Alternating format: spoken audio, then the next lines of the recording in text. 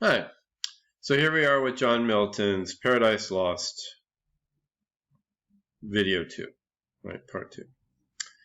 So we just actually got started with book 1, and I was talking about the idea that the form that Milton chose, the epic, right, comes from the Greeks and the Romans, right, the Iliad, the Odyssey, and the Aeneid primarily, right? But he wants to surpass them because his topic, his subject is not about the founding of a single nation, right? It is the founding of everything, the whole world. All humanity comes down through Adam and Eve. So he uses, as I said in the last video, he uses an appeal to the muse at the beginning, and he poses the epic question, right? How it opens up, basically. But there's another aspect also that we need to be aware of, and the aspect is in Latin. It's called in medias res. In medias res, R-E-S, and it means in the middle of things. So the story that we get in Paradise Lost doesn't begin with Satan deciding, as Lucifer, the angel, deciding that he wants to replace God, and then there's this great battle, and then he's overthrown.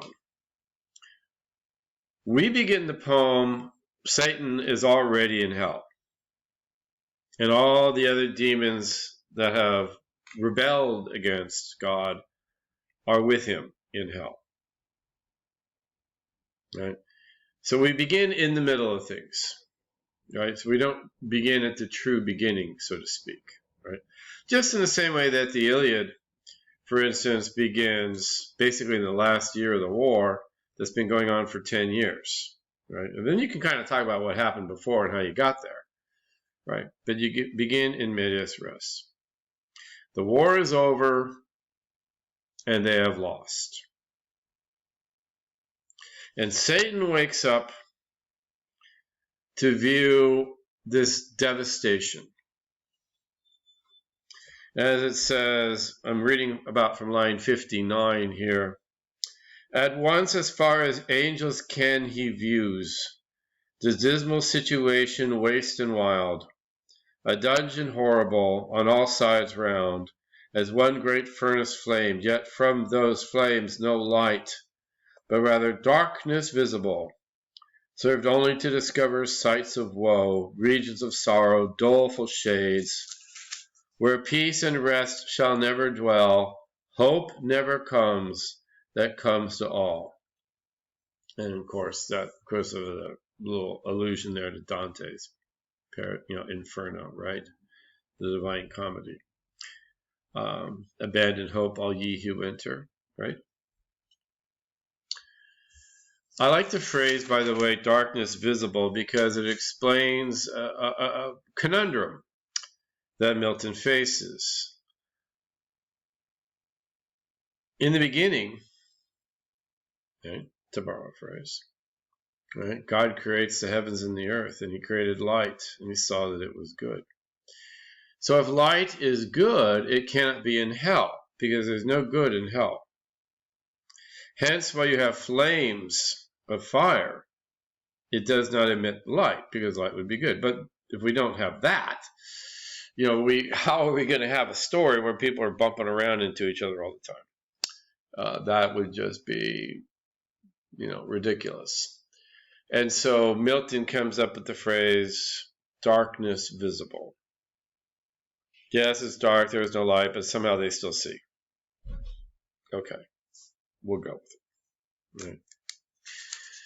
Now, one of the things about the portrayal of Satan, particularly in the beginning book, and also to a lesser extent, but still in book 2,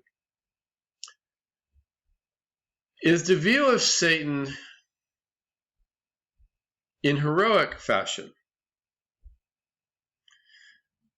And this is kind of interesting. I think, because, and especially in the U.S. American ethos, where we have our, pop culture icons like a James Dean, right? Rebel Without a Cause. And various many other assorted characters since those times. And by characters, I mean real people. Whether they appear on the screen in movies and TV, or rock and rollers, Jerry Lee Lewis just passed away. The American ethos loves the rebel. Okay? But that's not unique, right? That is not unique. And Milton was very aware of this. The idea that the person who resists great odds, the David in front of Goliath, is the one who has our sympathies. And so, with Satan, right, who normally, of course, is the devil, so we're not really all about the devil, right?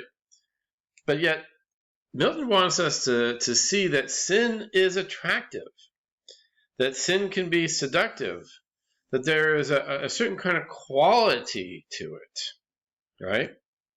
That when we see Satan, we kind of go, yeah, I get it. God's the dictator. God is the Almighty, right? So, the odds are horrible. I don't even care if you're number 2 against God. That's just forever and again difference, right? And so we see in Satan certain elements of that attractive hero, the person who is fighting against all odds, who refuses to surrender. Satan does not surrender here, right? And he portrays God, Milton, through the lens of Satan, that God is a tyrant. It portrays God as this sort of a dictator, and maybe he, meaning Satan, is some kind of a freedom fighter, if you will, right?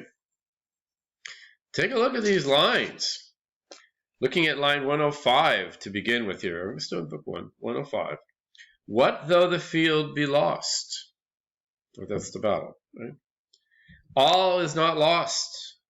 The unconquerable will, in study of revenge, immortal hate, and courage never to submit or yield, and what is else not to be overcome.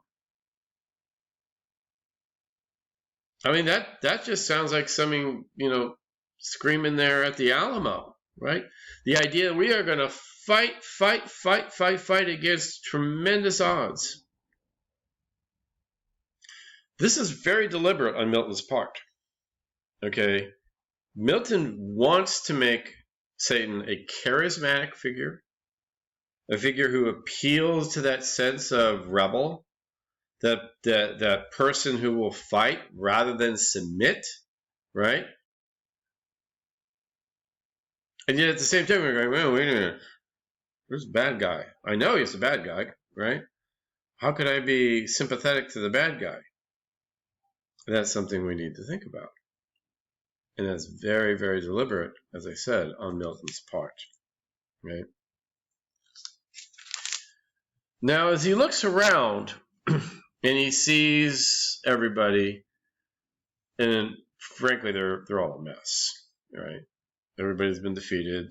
They've fallen great distance into hell. And he looks at his right-hand man, Beelzebub, right-hand angel, if you will. Fallen cherub, to be weak is miserable doing or suffering, but of this be sure, to do aught good never will be our task, but ever to do ill our sole delight, as being the contrary to his high will, whom we resist. And notice all the opposites being put in here, right? Do aught good, right? We're never going to do anything good. We're never going to do anything good because that's what he wants us to do. So we're going to be bad, right? And doing bad will be our delight, which again sounds like something good, right? So it's kind of amazing, right? Now, one of the things that's very important to see that Milton does is on line 209, where he says, "So stretched out huge in length the arch-fiend lay, chained on the burning lake, nor ever thence had risen or heaved his head, but that the will and high permission of all ruling heaven left him at large to his own dark designs." In other words, God is still in charge. They may think that they're free in hell, but they're not. Right? This only happens. Satan only lifts his head because God allows him to lift his head. So that leaves the obvious question, well, why do that? Why allow that even? And he keeps going. That with reiterated crimes he might heap on himself damnation, while he sought evil to others, and enraged might see how all his malice served but to bring forth infinite goodness, grace, and mercy shown on man by him seduced. So this is the reason why, Milton argues, God allows evil to even exist, right, to push forward this even further. But on himself treble confusion, wrath, and vengeance poured. He'll see the greater glory being done with man, and it'll enrage him even further and further and further. Now, one of the things that happens also in Book 1 is kind of a bit of,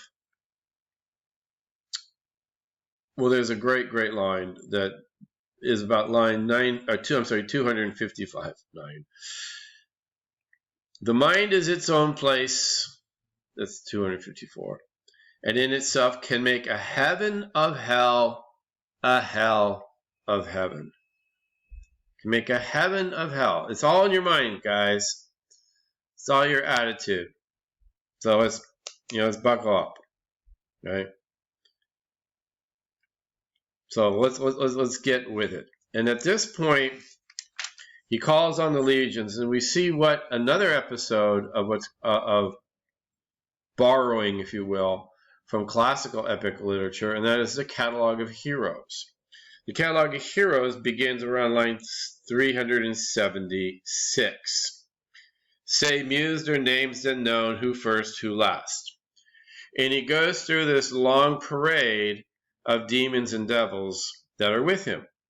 One of the things that you should note, and I know if you're using our textbook, you'll see extensive footnotes, how these devils have names, and they're connected to the pagan gods of the region in the Middle East, basically the enemies of the Israelites, of the ancient Israelites, okay? And so these gods have multiple names. They're not gods, they're demons, but they're taken as gods by the enemies, right, of the Israelites, right? And so it goes through what all these different guys do. You should read those. It's very interesting. It's very, very helpful, however, to have the footnotes to take you all the way through. And that goes through to line 522. Okay. And then near the end of Book 1, he wants to call together all the demons to talk, right? To have this great kind of congress, if you will. Because we're going to get back. We're going to get back to heaven. They don't know how they're going to do it yet, but they're going to get back.